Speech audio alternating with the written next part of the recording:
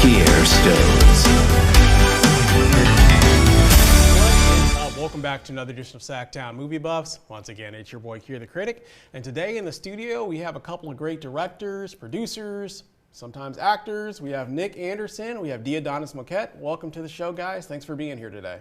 Thanks for having us. Absolutely. Great. So how's everything going for you guys today? Not too bad. Couldn't complain. That's going great. Well, good. I'm glad you guys are having a day and trying to stay out of the heat and all that good stuff. So, because it is like 111 outside. So it's ridiculous. It's a bit much. But the reason why I want to have you guys on the show is because you are working on a documentary. You guys are both, I guess, tag teaming this, and the documentary is called "The Right to Exist." Can you share with me a little bit about what the documentary is? Yeah, it's a story focused on the housing crisis in Sacramento, and we're exploring both the academic and kind of like highbrow version of all the stats and data we're looking at, while marrying that with a narrative, very human approach, and spending some time with individuals experiencing homelessness, both in camps and on the street, and trying to tell the story where we intermix those two things, kind of bring a bridge between both the data and what we're actually looking at, busting some myths and kind of exposing truths about the assumptions people make about the homelessness crisis. Very cool. Definitely something that I know that we see so many homeless people here in Sacramento, all the tents and things of this nature. So it's definitely something that I think that needs to be addressed and something that we need to find some sort of resolution for, in my personal opinion. So how did you get involved with the project then, Diodonis? Me and Nick have worked on a couple of projects before. He was actually producing for me, and so I'd like to help and produce on some of his projects so we can kind of tag team back and forth, and we have this really awesome relationship. But yeah, like he had an opportunity, he brought me along, and it was for a story that we really thought was something that would be super impactful for the message that we're trying to get out. Totally get it. So you're producing this, and are you co-producing or are you directing? So he is directing, okay. I am producing. Okay, got it. Okay. And have you already started, or have you started the groundwork on this yet? Or We are nearly finished. We are really in the post-production kind of editing point right now. We're still following a couple stories, kind of their completion, but we got a grant that is finishing end of September this year, and so we're hoping to deliver an edit at that time and do some local screenings, kind of garner feedback both from the community that the story is talking about in Sacramento, and then also actually screen it for some of the camps we've been working with and get their feedback on their opinions on the story, and then hopefully wrap up final post-production by end of this year with an original score and release the film sometime early next year. Very cool. And then as far as like production and where you're going to release it to, are you hoping to get this like, in festivals, or where all are you trying to get the film screened at? In a perfect world, we'll get a distributor right off the bat. We think we have a really powerful story. I've seen a lot of amazing films about homelessness, but right. A lot of them are either just humanizing the story or just a very academic approach, kind of one or the other. And we're hoping we can really marry the two. And I think as we've been in the editing room reviewing all the footage, we're like, oh, it's coming together. It was kind of a concern of will these stories fit together, or will they clash? It'd be kind of hard to follow, and it's actually coming together really well. So. Cool. We're hoping to get a distributor, next year, but backup plan would be festivals, and then worst case scenario, something like PBS, which is also a great place to end up. Oh yeah, absolutely. And nothing wrong with that either. But either way, you're getting the word out, and so that people can see what's going on with the issues that are taking place here within the community, for sure. Now, in terms of, I don't know if you mentioned, how long did the project, you're almost finished, when did you start, and what was the challenges that you faced, kind of like were you interviewing primarily like homeless people, and any challenges or hiccups on that? What was your experience, I guess? Yeah, so I did a 20-minute short film a couple of years back with the very talented Ian Lee from Jolie Media, who's my co-director on that one, and that was a great experience, but the 20-minute film only let me kind of see all the gaps in the story that I could be filling, and also let me network and kind of grow my reputation with the homeless community and also the aid workers and service workers who go out there. And so I felt like I was kind of teed up after that to tell a much bigger story. And so that's what the grant was for, was to help with that. And so we've had a really good experience going out to these camps and have people, telling us their stories. And, so we kind of feel like we have to steward this into a finished project, and we're hoping to have a 80-90-minute cut pretty soon. 80-90 minutes. Oh, very cool. Yeah, so it'll be like a feature documentary at that particular point then. Yeah, that's the goal. Cool. So, and then after you finish up with this project, what's next for either one of you? I guess I'll start with you, Diodonis. Oh my gosh. What is next for me? What is not next for me? You got a lot going on? Yeah, well, we have a lot of ideas for concepts of stuff to try to get picked up off the ground. None that I can discuss about, right. specifically here, but I would say keep watching, but even more important important to this is definitely the story that we're trying to put out now, which is something that I feel like is really impactful to Sacramento, not only Sacramento, but just California as a whole, the United States. And so I think that for now is like where all of our energy is going to right now, trying to get that up and rolling. No, totally get it. Totally get it. Now, in terms of anything you discovered while you're filming, anything that came up, anything that surprised you, anything that was eye-opening, or anything of that nature, or?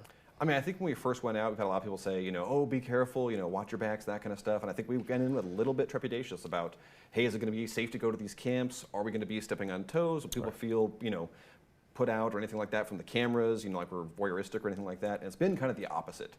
I feel like we have to steward these stories because so many people have kind of put their faith in us and told us about their lives, their history, how they became homeless, sometimes very traumatic events. And I think we take it kind of personally, the responsibility that gives us, and also really hope that we can, put the best foot forward for all those individuals and that they feel proud to see themselves on camera. Oh, absolutely. Now, I know, there's always a misconception within the community or anywhere in California or anywhere there's a huge homeless population that they're all like, druggies and burnouts and criminals and things of this nature. Was your experience counter to that, or what did you kind of... You're basically nailing it. That's the thesis of our film, is kind of to expose the fact that, really when you go out in these communities, what you find is there's someone that could be your brother, it could be your sister, it could be your cousin who's experiencing this. And it's really the vast minority. It's like 30% or so that have, drug addiction issues, mental health issues and such. And so you run into a lot of, families, people with kids, people with full-time jobs. And so we're trying to really say, hey, there's other people out there who are, because they're not forefront talking to themselves in the corner of the street, you may not notice them at first. Right. But there's really people who are kind of behind the scenes who are the vast majority of people experiencing homelessness. And I think the world kind of needs, I always joke, I want to drop an empathy bomb on Sacramento. You want to encourage people to open their hearts and minds to the situation. No, very cool. Yeah, and I just know from my personal experience, I know that, there's like a statistic out there that says like, almost everybody is like basically like 3 or 4 paychecks away from being like homeless. You know what I mean? So it's very easy how someone can fall into that trap, just from what I know about why people end up homeless. And so it's not always just a case of they're just lazy or anything of that nature. It's just, it's expensive to live here in California. And you lose a job or something of that nature, it's not going to take very long for you to end up in a dire straight situation. If you don't have family support around you, it's going to be very, very difficult for you to be able to, get back on your feet without having to be, some sort of homeless or in some sort of shelter, just from my personal experience and what I've seen. So that's something that we definitely discovered is how systematically people can fall through the cracks. And so no one's telling their story. No one is looking at what experts are saying, and also taking the personal of the people who are personally affected by it, and being the voice for them. Very cool. Have you done any other projects that have a similar tone? I think you said you started something else previously with homeless, but anything else that also pulls at the heartstrings or anything of that nature in the past, or? So I have a weird history of documentary work that I kind of stumbled into. I worked at Warner Brothers in narrative filmmaking. I went to school for screenwriting at Chapman University and expected that to be my trajectory. And instead, when I moved back up to Northern California, where my family is from, I fell into doing a farming documentary about kind of family-owned farms and how they pass on the land to the next generation. Because, as we know, it's so expensive to be here, and it's very hard for a farm family to be like, hey, here's our 200-acre farm, which is considered a fairly small farm, right? And it's $4 million to hand off to the next generation. And if their kids don't want to be farmers and it can't be inheritance, how do you get young farmers farming when land's that expensive? Or do we just bulldoze it all and turn it into Home Depots? And then the other film documentary I got to do was Give Us This Day, which is a film about the Grant Pacer football team. Right. And we followed them for 3 years and had some drama go on there. So very cool. How about yourself? I am not happy unless I make someone cry in my watching. That is the goal. You're like, I'm all about the tear jerking over here. Yeah, no. I had the opportunity to direct a series of videos for PBS that was on, helping out the world as much economically and making safe health choices and that kind of aspect. But so that I've been able to kind of help out with some of that knowledge on this project. Very cool. And then just kind of back up a little bit. I mean, how did the both of you, I'll start with you, Nick, get involved in directing initially? Where did that come from, that passion to direct? It kind of comes from my background in screenwriting. I think everyone in film school is kind of laughing that I wasn't doing production because in addition to writing the script, I would be very kind of controlling about handing it off to someone else. Like, why are they making those decisions, man? Right. And so I think I kind of stumbled into that as a natural next step. And of course, I transferred, go ARC, transferred from community college up here to Chapman. I did a semester at ARC, by Exactly, the way. Yeah. exactly. Private schools are expensive. So Yeah. I tried to minimize my student loans, went down to Chapman for just 2.5 years. But because of that, I really had to focus on screenwriting as a focus. And so everyone was watching me going like, Nick, you're probably going to end up wanting to direct. You seem like a director. And so that seemed like a natural next step for me. And once I had that experience in that first documentary, the farming one, then I kind of felt like, okay, I'm ready to take this next step. Very cool. How about yourself? How did you get involved in directing? I don't think I've ever asked you. Yeah, no, actually my first major was acting and went to school for that, then found out that 99% of actors were jobless. So I was like, Or waiters. yeah, right? So I was like, I kind of like eating. And so I kind of like eating. Yeah, no, that's yeah, I don't like starving. yeah, if you can't tell. Yeah. And yeah, so like after that, I was like, I really wanted to provide opportunities for other people. And I knew that the only way to kind of be like a lead in that kind of role was to either produce or direct.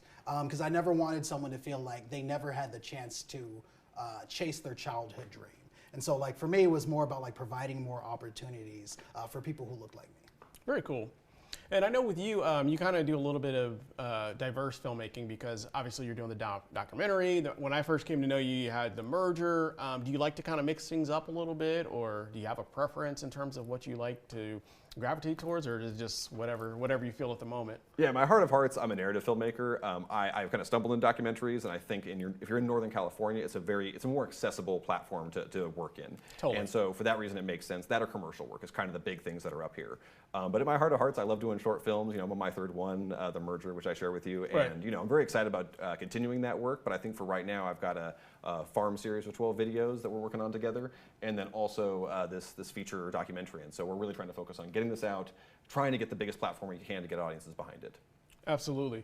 And then same kind of question for you, just in terms of, I've seen you make different types of films as well. So, I mean, do you have a preference, or you just kind of, whatever comes your way, you're open to it, or? Ultimately for me, I like to tell stories where people can take away some kind of lesson. Right, where they're learning some aspect about themselves or life, or just in general, something that they can like take away to kind of feel like they grew after watching my movie. A lot of the times that can be with comedy, that can be with action, that Right. can be with different things. I think the magic of movie and storytelling is that you can create this whole world where everything's self-contained, have all these fanciful things happen around you, but still kind of have that little diamond in the rough that would help people connect with what you're trying to do. So I think for me, anything and everything where I can tell a compelling story. Absolutely. Well, I will start with you. Is there anything else that you wanted to say about the project that you're currently working on, or anything that anybody should know about this particular project?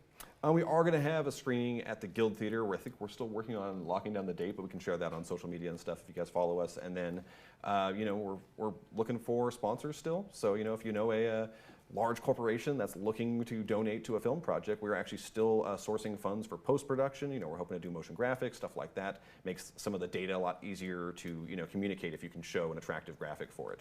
So we're still fundraising a little bit for it. We have a fiscal sponsor in place, so we can accept tax-deductible donations and things Very like cool. that. Yeah. So, I mean, that's it, and then follow us on social media. Yeah, for sure. And then real quick, we actually did have a date. Oh, Janelle replied back it is September 25th. September 25th. There we Well, go. there we go. Perfect. So everybody knows to mark the calendars for September 25th. And if anybody wants to get involved, they want to sponsor, they want to find out about the dates, what's the best way that they can get in contact with you directly? on my website, brightcoastproductions.com is my company, and yeah, we have contact us on there. And actually, if you go to that website, it redirects you right now, primarily the documentary first and foremost. So Perfect. And how about you? For getting in contact with me? Yeah, just in general. Oh man, don't get in contact with me. Yeah, I would say follow me on socials. I'm most active on Instagram at DADONISM. Very cool. Well, cool. Well, thank you guys both for being on the show. Sounds like a really great project. It's definitely something that's near and dear to my heart because, you know, it's something that we all see and experience every day, driving down the road, driving on the freeway, going under the overpasses, and you see all the tents, and it's just a really sad epidemic, I guess, if you will, right now that we're kind of seeing in our current climate. And I don't know all the solutions, but I know it's a problem, and it just feels like it's not getting addressed. So I thank you guys for being here and sharing your story, and I'm definitely looking forward to seeing the documentary when it's done. Awesome. Thanks for having us. Hey, it's always good. It's always a pleasure. Thank you. Thank you. Thank you once again for watching another edition of SacTown Movie Buff Television. We'll be back again soon with another episode.